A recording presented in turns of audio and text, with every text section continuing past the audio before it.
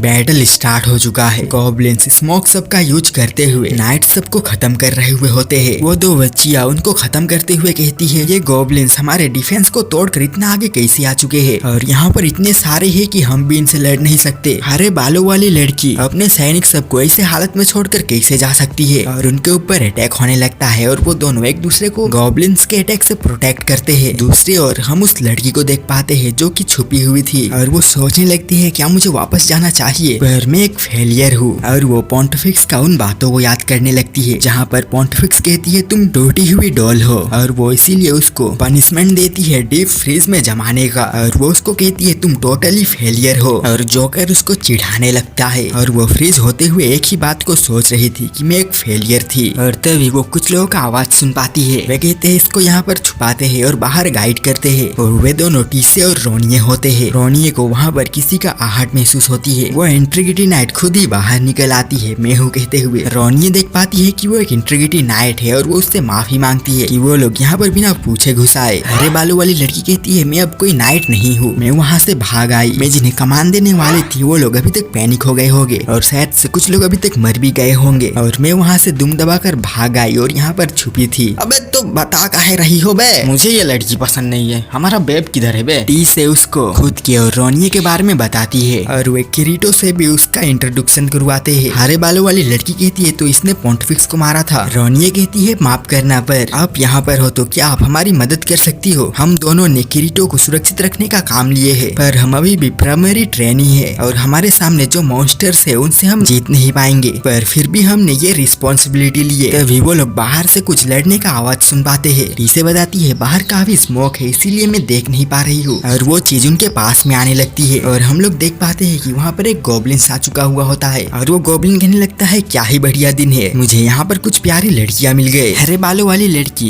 कुछ कर नहीं रही होती है और हम उसके फ्लैशबैक में देख पाते हैं कि वो कॉलिसियम में अपने एक दोस्त के खिलाफ लड़ रही थी और वे दोनों टूर्नामेंट को जीतने के लिए एक दूसरे को टक्कर की लड़ाई दे रहे होते हैं और तभी उन दोनों में से एक का शॉट टूट जाता है और ना चाहते हुए भी वो अपने दोस्त को खत्म कर देती है। और प्रेजेंट में हम देख पाते हैं टी से उस गोब्लिन को मेरे से दूर रहो कहने लगती है, पर उसको तो इन लोगों को खाना था, कैसे वो ये सुंदर कन्याओं को छोड़ सकता है। हम देख पाते हैं किरीटो उनको प्रोटेक्ट करने के लिए अपना शॉट को काफी मजबूतली पकड़ा हुआ था, पर वो एक हाथ से उसको निकाल नहीं पाता। हरे बालों वाली लड़की देख पाती है कि वो ऐसे हालत में भी उन दोनों को बचाने का कोशिश कर रहा है और हम उसके मेमोरीज में फिर से देख पाते हैं कि उसका फ्रेंड कहता है मैं तुम्हें एक ग्रेट नाइट बनते हुए देखना चाहता हूँ और वो मर जाता है। उसको महसूस होता है कि वो एक नाइट है और उसका काम है लोगों को प्रोटेक्ट करना और जो गॉब्लिन उनके ऊपर अटैक कर रहा हुआ होता है उसको मार कर वो अपना फर्ज निभाती है और टीसे और रोनिये उसको एक सेकंड बाद कट कर गिरते हुए देख पाते हैं और उसका वेपन घूम कर उसके हाथों में आ जाती है। टीसे इसके लिए उसको थैंक्स करती है। वो इंट्रीगिटी नाइट फिर लंबी सांस लेती है और वो उनको किरीटो को प्रोटेक्ट करने को कहती है और वो अपने लोगों के पास वापस जाने लगती है। उसी वक्त इसको बहुत सारे गॉब्लिन्स घेर लेते हैं। वो उनको कहती है अपना लाइफ देने के लिए तैयार हो जाओ और वो उन सबको एक ही वार में काट देती है और वो बाकियों को भी काफी रफ्तार से खत्म कर रही हुई होती है। और वो तभी वहाँ पर उनकी चीफ को आते हुए देख पाती है और वो कहने लगता है तुमने हमारे कुछ बेस्ट वॉरियर्स सबको खत्म कर दिए, तुम एक इंट्रीगिटी नाइट हो तो तुम यहाँ पर क्यों भटक रही हो? हरे बालों वाली लड़की कहती है इससे तुम्हें क्या, और वो उसके ऊपर भी सेम मूव ट्राई करती है पर गॉब्लिन्स चीफ उस चीज को आराम से रोक लेता है और वो कहता है मैंने सुना था एक इंट्रीगिटी नाइट हमारे 1000 सोल्जर्स के बराबर है, पर मैं ये बात तुम्हें देखते हुए नहीं कह सकता, इसीलिए तुम इधर छुपने के लिए भागी हो। हरे बालों वाली लड़की फिर से पोंटिफिक्स का वही फेलियर वाले बातों को याद करने लगती है, पर वो इस बार उन सब बातों को अपने ऊपर हावी होने नहीं देती है और वो अपने दोस्त के साथ बिताए उन पलों को याद करती है और वो उसके ऊपर अपना स्पेशल मूव का यूज करती है, पर गॉब्लिन इसको भी रोकते हुए कहता है मैं ये दिन भर कर सकता हूँ। और तभी हरे बालों वाली लड़की अपने वेपन का पावर को एक्टिवेट करती है और वो उसको उसकी ओर फेंकती है। गॉब्लिन चीफ इस बार भी उसको खुद से दूर करने का कोशिश करता है, पर वो वेपन खुद ही अपना दिशा मोड़ लेता है और वो घूमते हुए आकर उस गॉब्लिन चीफ को एक स्लैश में ही काट देता है और वो अपने वेपन को अपने हाथों में लेती है। तभी वहाँ पर वो दोनों लड़कियां आते हैं। वे दोनों उसको कहते हैं हम तुम्हें यहाँ पर बचाने के लिए आए थे, पर तुमने हमारे प्लान में पानी फेर दिए, और वे उससे रिक्वेस्ट मांगते हैं कि हम अभी आगे क्या करें। हरे बालों वाली लड़की कहती है कि जाओ किरीटो और उन लड़कियों को सेफ रखो। वो दोनों लड़कियां बताते हैं हम दोनों उधर से ही आ रहे हैं और हम दोनों ने उन सबको खत्म कर दिए और यहाँ के सभी गॉब्लिन्स को मार दिए कहकर भी बताते हैं। हरे बालों वाली लड़की कहती है ऐसा है तो हमें हमारे लोगों के पास वापस लौट जाना चाहिए। वे दोनों लड़कियां कहते हैं ठीक है फिर, और वे दोनों जाने लगते हैं। नेक्स्ट सीन में हम डार्क टेरिटोरी आर्मी के सेकंड ग्रुप को देख पाते हैं और उन्हें पता चलता है कि उनके 3 काउंसिल मेंबर सब मर गए। हमारी बेब उनसे पूछती है क्या तुमने सभी इंटीग्रिटी नाइट सब को लोकेट किए। वो विच बताती है 3 लोग फ्रंट लाइन में लड़ रहे हैं, पर बाकियों के बारे में हमें उतना अंदाजा नहीं है और उन्हें पता चलता है कि 5 नाइट्स ही अभी वहाँ पर है। हमारी बेब कहने लगती है जो भी हो, जितने भी लोग हैं कोई फर्क नहीं पड़ता, हम उन सबको खत्म कर देंगे। और वो उन्हें मिनियंस को जगाने को कहती है और उन्हें 700 माइल्स तक उड़ाओ और बैटलफील्ड में तबाही मचाने दो। वो विच कहती है पर इस चीज से हमारे डेमी ह्यूमन पकड़े जा सकते हैं। बेब कहती है फर्क नहीं पड़ता और हमें पता चलता है कि उनके पास 800 मिनियंस है और वे उन सभी को वहाँ पर भेजने का बात करते हैं और हम उन मिनियंस को देख पाते हैं जो कि उस ओर आने के लिए तैयार होते हैं। दूसरे ओर हम ब्रोकली को देख पाते हैं जो कि इन सब मिनियंस से लड़ने के लिए ऑलरेडी प्रिपेयर्ड था। मिनियंस जैसे ही उस रेंज में आते हैं, ब्रोकली अपने एयर स्लाइसर से उन सभी को हवा में ही काट कर खत्म कर देता है। एलिस दूर से इन सब चीजों को देख रही हुई होती है और वो कहती है अंकल ने भी अपना फर्स्ट मूव कर लिया और उसने जो एक बॉल क्रिएट किया था उसको वो छोटा करती है और वो कुछ तो स्पेल सब करती है। नेक्स्ट सीन में हम अपने बेब को देख पाते हैं जो कि काफी गुस्से में थी क्योंकि उसको लग रहा था कि सारे मैजेस मिलकर हमारे उन मिनियंस को हवा में ही खत्म कर दिए। उन्हें भी इस चीज के बारे में कुछ भी आइडिया नहीं थी और बेब कहती है क्या उन्होंने अपना फ्लाइंग ड्रैगन को छोड़े। वो विच बताती है नहीं, अभी तक एक भी ड्रैगन स्पॉट नहीं हुआ। बेब कहने लगती है इसका मतलब वे इंटीग्रिटी नाइट अपना स्पेशल स्किल का यूज कर रहे हैं, परफेक्ट वेपन कंट्रोल। मैंने उनके बारे में जितना सोचा था वे लोग उससे ज्यादा स्ट्रॉन्ग निकले, पर इससे उनका लाइफ एनर्जी जल्दी खत्म हो जाएगा। वो विच बताती है उन लोगों ने और भी 2 इंटीग्रिटी नाइट सबको स्पॉट कर लिए। हमारी बेब कहती है चलो फिर उनको दिखाते हैं और वो अपने डार्क मैजेस सबको पोजीशन लेने को कहती है क्योंकि अभी वो लोग उन पर अटैक करने वाले हैं और वे अपने पोजीशन तक पहुंच जाते हैं और वे सब वाइल्ड रेंज से उन पर अटैक करने वाले थे और वो उन सबको कहती है सब लोग तैयार हो जाओ। दूसरी ओर हम एलिस को देख पाते हैं जो कि सभी मरे हुए लोगों के लाइफ एनर्जी को खींच रही थी और वो सोचने लगती है ये क्यों हो रही है। हम सभी के अंदर एक प्योर सोल है, वे लोग एन माउंटेन के दूसरे और जन्मे थे या फिर इधर, हम सबका सोल एक ही है। अगर ऐसा है तो हम लोग क्यों एक दूसरे से लड़ रहे हैं। और वो सोचने लगती है अगर किरीटो होता तो ये सब कुछ रोक सकता था, पर उसको इस बार वो ड्यूटी खुद ही निभाना था। और वो उन डार्क मैजेस को यहाँ पर नोटिस करवाती है और वो कहती है मैं 1000 डार्क मैजेस से लड़ नहीं सकती क्योंकि वो लोग फायर और आइस का अटैक करते हैं। और वो बताती है ये बॉल उन सबको रिफ्लेक्ट कर देगा इन्फिनाइट और वे सभी डार्क मैजेस अपना स्पेल कास्ट कर रहे होते हैं और जब एलिमेंट बनने का वक्त आता है तो वो लोग बना नहीं पाते हैं। वे घबराते हुए ये बार ट्राई करते हैं और वे सभी सोचने लगती है क्यों ये काम नहीं कर रही है। दूसरा डार्क मैज आकर उन्हें बताती है कि यहाँ का इंकर्टेशन को डिक्लेयर कर दिए है। वो मैज कहने लगती है ये नामुमकिन है, तुमने उन सब की चीखें नहीं सुनी, इतने सारे लोग मर गए हैं, हमें उनकी एनर्जी सप्लाई मिल जाना चाहिए था। अगर वो सब रिसोर्सेस यहाँ नहीं है तो वो कहाँ पर है। हम एलिस को उस चीज के साथ में देख पाते हैं और वो कहती है इन लोगों के हाथों बहुत सारे लोगों को मरते हुए देखने से अच्छा मैं ही इन सबको खत्म कर देती हूँ। और वो अपना पावर का यूज करते हुए उस बॉल को क्रश करके इनके और वो अटैक कर देती है जिससे वहाँ के सभी डार्क मैजेस खत्म हो जाते हैं। और हम एलिस को देख पाते हैं जो कि ये करके बिल्कुल भी खुश नहीं थी। एंड दैट्स इट, यहाँ पर ये एपिसोड खत्म होता है।